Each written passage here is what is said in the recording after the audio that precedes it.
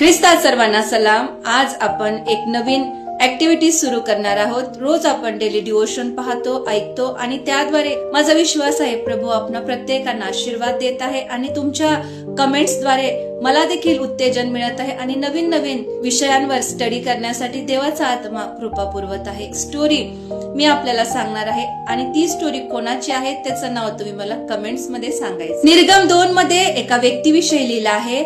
एकदा एका राजाने फरमान काढलं, इब्री स्त्रियांपैकी ज्या स्त्रिया डिलिव्हरी होतील त्यांच्या मुलींना जिवंत ठेवा, मात्र मुलांना जिवंत ठेवू नका। त्यावेळेस लेवी वंशातल्या एका स्त्रीने एका बालकाला जन्म दिला।